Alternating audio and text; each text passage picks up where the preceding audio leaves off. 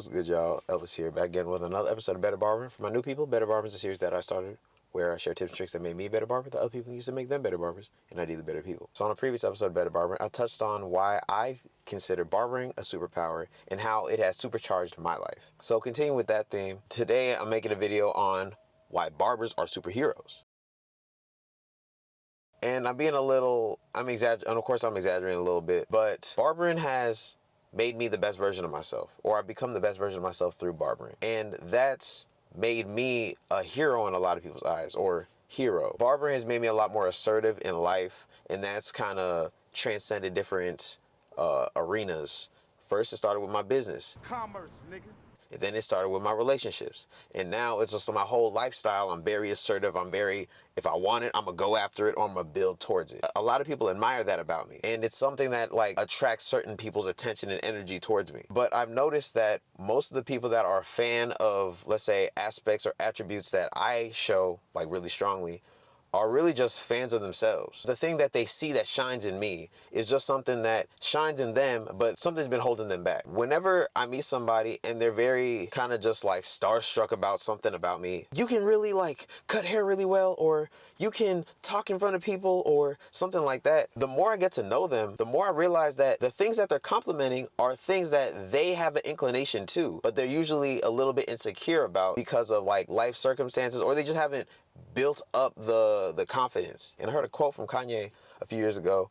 I like some of the Gaga songs. What the fuck does she know about cameras? I'm gonna butcher it, but he said something about everybody who's a fan of him is a fan of themselves. And that's real. We gravitate to the things externally that we resonate with internally. So I was raised as a South Sudanese American in the South Sudanese community or whatnot. And a lot of the people that I grew up around were very traditional as far as engineer, lawyer, doctor. You got to go to college to get a job with prestige. We can brag to everybody back home type shit. And I knew early on that didn't fit me. Even though I went the engineering route, I went along that route for my own reasons. Eventually, those reasons changed and I pivoted. Bro, I had so many people that were discouraging me on the barber route, even though people that knew me knew I had so much more passion for this than anything else before. I had a lot of people that were down in it because, it wasn't a path that seemed safe. And I realized people don't believe in the process until it's proven. So now I have a lot of cousins and uncles and aunts that are like, oh my gosh, wow, I love to see what you've done and blah, blah, blah, blah. I get a lot of compliments. I get a lot of neighborhood hero treatment when I go back to events now. But I remember not too long ago, it was anybody can be a barber. When people look at my life on paper, it looks like bullshit. I dropped out of college twice. There's probably a bunch of other stuff. I can't think of shit off the top of my head, but if you go through my videos, I'm very transparent. But people don't believe in the process until it's proven. And now, because the process has been proven, I get all the props. Even though they late as hell, I'll still take it. You know what I'm saying? Better late than never. Now, a lot of people that had negative things to say have way more positive things to say. But I realized that the whole time, these people have never been against me. They were just being a fan in their own way. They were just being a fan of my journey in their own way. All the people that tried to hold me back from what I was doing were people that were holding themselves back. So that was what they were accustomed to. They were playing antagonists in their own lives, so they just came out antagonistically towards me. But when people see you going through a struggle, even if they can't relate to the circumstances of the struggle, they relate to the struggle. That is integral to the human experience. That's one thing we can all relate to: conflict and resolution.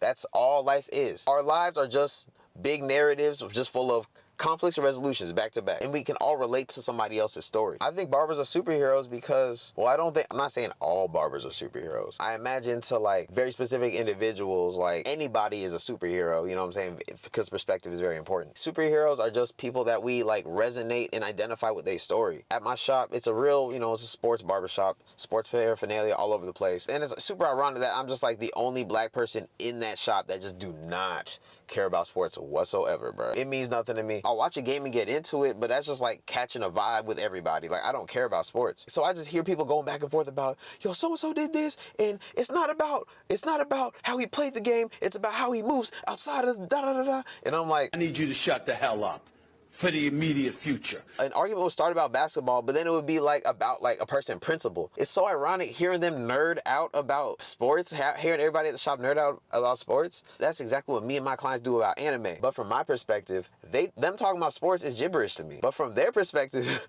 me and my clients just tweaking out about One Piece is gibberish to them. Sports and anime and all these things are the same. It's like we're all identifying with the narrative. And that's what really makes somebody a superhero to us. Somebody who is relatable, that conquers something that we can relate to. Dang, that kind of got deep. Like, dang, that low-key, that got a little, that, I'm not gonna lie, that, I did not mean this video to get that deep. That's wild. Yeah, barbers are legitimately superheroes. Now, I mean, superheroes at different scales, like, okay, no, that's gonna be, I gotta say it. Because I gotta say it. Yeah, superheroes at different scales. Like, not all of us are S rank. Some of y'all superheroes C rank, you feel me? But you're still a superhero. But you're still a superhero to somebody. You saving somebody. Call me Captain Save a Hairline. But that's all I got for today. If y'all haven't already followed me on Instagram as well as TikTok, go ahead and follow your boy at Better Barbering as well as at Cuts by Elvis. If you got any value from the video, I really appreciate it if you like and subscribe. Appreciate y'all again. But till next time, Craft Over Clout, I'm out.